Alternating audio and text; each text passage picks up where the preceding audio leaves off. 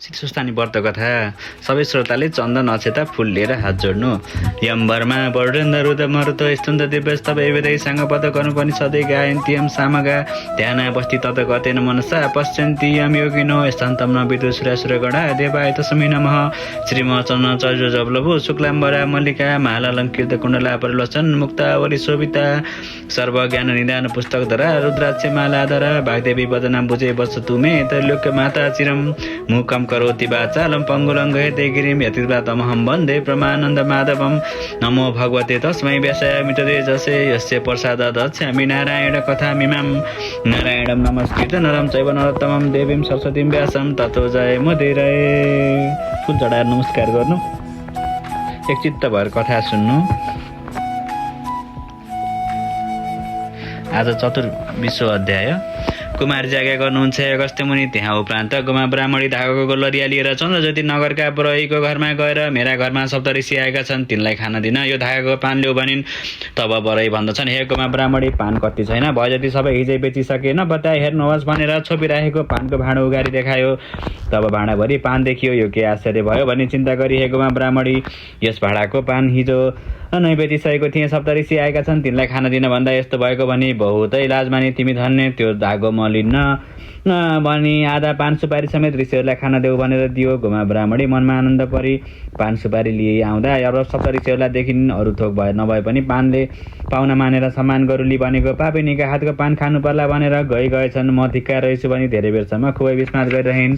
केही मन शान्त भएर हातमा कुचलिएर पिर्का उठाइ बढार्न लाग्दा ऋषिहरूले छाडी गएको द्रव्य देखिन्। त्यो द्रव्य पाएपछि ऋषिहरूले बताए चाहिँ पौष शुक्ल पूर्णिमाको दिनदेखि हात गोडाको नङ काटी स्नान गरी शुद्ध भई एक भक्त रही एकचित्त गरी मध्याह्नकालमा श्री महादेवको पूजा गरी रात परेपछि सुन्ने कोही नहुनाले ओछ्यान चर्खा उइटा धनु मुख्यान्जी राखी शीतस्वस्थानी परमेश्वरीको कथा भन्दथिन्। यसो गर्दा चन्द्रज्योति नगरका गोठाला केटाकेटीले सुनेर घरको भित्तो च्याति चियाउन लाग्दा चर्खा उइटो धनु मुख्यान्जी राखी बरबराउन लागेकी गोमा ब्राह्मणलाई देखेर हे गोमा ब्राह्मणी, तिमीलाई के भयो, किन बरबराउँछौ भनी सोधे। तब गोमा ब्राह्मणी भन्दछन्, हे बालक हो, सुन, सप्तऋषि आए शीतस्वस्थानी परमेश्वरीको व्रत गर भनी उपदेश दिएथे। त्यही व्रत गरी उनी ईश्वरीको कथा भनेको बरबराएको होइन, मलाई रोग लागेको पनि छैन, बहुलाएकी पनि होइन। सुन्ने कोही नहुँदा ओछ्यान चर्खा उइटो र धनुहरूलाई सुनाएकी हुँ। यस्तो गोमाले भनेको सुनि गोठाला केटाकेटीहरूले आफूले दिउँसो खाजा भनी लगेको अन्न छाडी गए। त्यसरी सधैँ गोमाले भनेको कथा सुन्दथे र जो भएको लगेर दिन्थे। यसो गर्दा शीतस्वस्थानी परमेश्वरीको व्रतको प्रभावले गोठाला केटाकेटीलाई घाँस टाढा खोज्न जान परेन, नजिकै नै पाउन थाले। गोमालाई पनि अन्न वस्त्र हुँदै गयो। तहाँ उपरान्त माघ शुक्ल पूर्णिमाको दिन सम्पूर्ण सामग्री तयार गरी एकचित्त भएर शीतस्वस्थानी परमेश्वरीको पूजा ध्यान गरी हातमा अर्घ लिए, हे ईश्वरी, मेरी पूजाले सन्तोष भई मलाई दुःखका समुद्रदेखि पार गर। फेरि मेरो पुत्र नवराज आफ्ना बाबुको खबर गर्न गएको चाँडै आइपुगोस्। हे निरञ्जन निराकार जगदीश्वरी, श्री महादेवले विचुक भएर दिएको श्रापको नाश गर।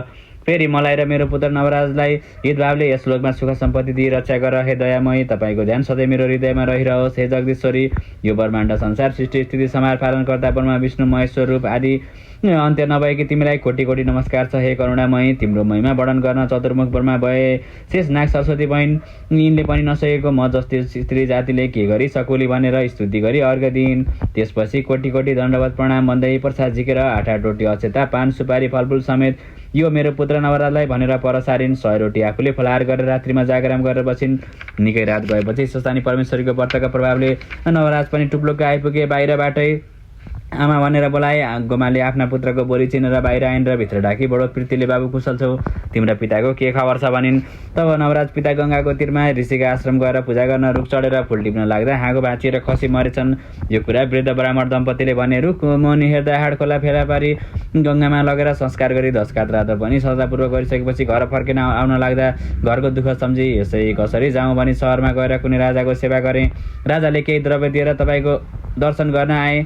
यस्तो कुरा सुनेपछि गोमा अधर्य भएर निर्विवेकी विधाताले 7 वर्षकी हुँदा 70 वर्षका बुढासित विवाह गरायो। यो अति अयोग्य थियो। त्यो बुढो पति पनि मारिदिए। म यस्तो यौवनवतीको उपदया नगरेर मारिदिए। भिक्षा माग्न भनी गएका हे स्वामी, मलाई एक्लै छाडी कता गयो? हे नाथ, तिमी बिना यो प्राण कसरी राख्नु? जहाँ तिमी गयो त्यहाँ मलाई पनि लैजाऊ भनेर रुँदै कराउँदै मुर्छा परिन्। केही होस् आएपछि नाना तरहले शोक गर्न लागिन्थ्यो। देखेर नवराज भन्दछन्, हे माता शोक नगर्नुहोस्, यस संसारमा जन्मेर नमर्ने कोही छैन, सबैले एक न एक दिन अवश्य मर्नुपर्छ। अब तपाईँ मेरो मुखेर मलाई शान्त पार्नुहोस्। तपाईँकी बुहारी कहाँ छ? यतिका दिनसम्म तिमीहरूले के खाइरह्यौ? आज तपाईँ पनि यस बेलासम्म नसुतेर के गरिरहनु भएको छ? किन यस्तो अनेक तरहका फलफुल चन्दन धुपहरूको बास्ना आइरहेछ? के काम गर्नुभयो? यस्तो नवराजले भनेको सुनेर, हे पुत्र थाकेर आएको, भोक पनि लाग्यो होला भनेर खाना दिइन्। खाइसकेपछि, हे पुत्र नवराज, तेरी स्त्री माइत गएकी छ, तपाईँका छोरा आएपछि डाक्न पठाउनु होला भनेकी थिए। चन्दावतीले पनि छाडेर गएपछि तँलाई सम्झेर दुःखको दिन काटिरहेकी थिएँ। एक दिन सप्तऋषि आएर मेरो दुःखदेखि बडो दया गरी शिशुस्थानी परमेश्वरीको व्रत गर, दुःख नाश भएर इच्छा सिद्धि होला भनी व्रत विधि समेत बताए। उनका उपदेशले मेरो पुत्र चाँडै आइपुगोस्, मेरो दुःख नाश होस् भनी शिशुस्थानीको व्रत गरी जागराम गरेकी हुँ। मेरो मनोरथ पूर्ण भयो। अब शिशुस्थानी परमेश्वरीको महिमा सुनाउँछु, एकचित्त भएर सुन। यस लोकमा सुख सम्पत्ति पाई परलोकमा मुक्ति मिल्ला भनेर कथा सुनाइन्। यतिकैमा उज्यालो भयो। नवराजले व्रत गर्नुभयो। म सन्तोष भएँ। अब गङ्गामा स्नान गरी आउँछु भनी हिँडे। गङ्गामा स्नान गरी हरिहरको पूजा गर्दा कुमा ब्राह्मणले गरेकी शिशुस्थानी परमेश्वरीको व्रतका प्रभावले गङ्गाबाट हरिहर प्रत्यक्ष भएर, हे नवराज, तेरी माता गोमाले शिशुस्थानी परमेश्वरीको व्रत गरेका प्रभावले हामी सन्तोष भयौँ। वरदानले भने, यस गङ्गाको दक्षिण भागमा लावण्य देश छ। त्यहाँ राजा नहुँदा हात्तीलाई सुवर्णको कलश फुलको माला दिएर राजा खोज्न लगाएका छन्। त्यहाँ जा, हात्तीमा हामी प्रवेश गरेर अभिषेक तलाई दिलाउँला राजा हुनेछस् भनेर वरदान दिए। तब नवराज हरिहरको स्तुति गर्दछन्। यो तौ शङ्ख कपाल भूषित करौ, माला स्ती माला धरौ, देवौ द्वारवती शमशान निलयौ, नागरी गोवाहनौ, त्रियच्छौ बलिदक्ष यच्छ मथनौ, श्री शैलजा वल्लभौ, पापम मे हरताम सदा, हरिहरौ शिवश्च गङ्गाधरौ। अर्थ शङ्कर कपाल लिएका, वनमाला अस्थिमाला लाएका, द्वारका र शमशानमा निर्वास गर्ने भएका, गरुड र वृष वाहन भएका, 2 र 3 आँखा भएका, बलि र दक्ष प्रजापतिको यज्ञ नाश गर्ने भएका, मेघ र हिमालय पर्वतका जस्तो वर्ण भएका, लक्ष्मी पार्वतीका स्वामी भएका, यस्ता तपाईँहरूले मेरो पाप हरण गर्नुहोस्। हे दयामय, हे हरिहर, अनाथ भइरहेको यस्तो अकिञ्चनलाई दया गरी दर्शन दिनुभयो। मेरी महतारीको गर्भमा मैले बास लिएको जन्म सफल भयो। म धन्य रहेछु।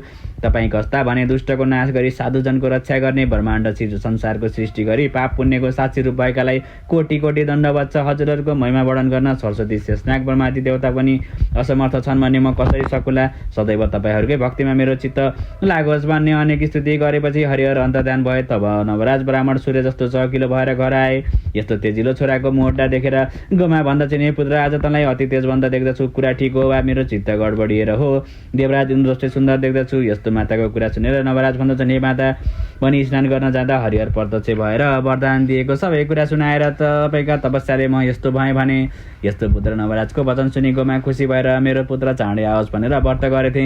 राति त आइपुगिस्, तँलाई प्रसाद राखिदिएको छु। लौला शिशुस्थानी परमेश्वरीको सदा तेरो कल्याण गरून्, तेरो पनि उनको भक्तिमा चित्त लागोस् भनी 8 रोटी 8 अक्षता 8 पान 8 सुपारी सगुन समेत सबै प्रसाद दिएर हरिहरको कृपा लीला भने त्यसको राजा भएस् भनेर कपालमा हात राखेर आशिष पनि दिइन्। नवराज पनि शिशुस्थानी परमेश्वरीको प्रसाद खाई माताका चरणमा साष्टाङ्ग दण्डवत गरी लावण्य देशतर्फ हिँडे।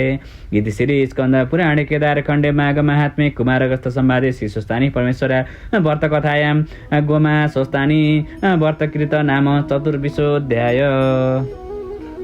फुल्लिएर हात जोड्नु।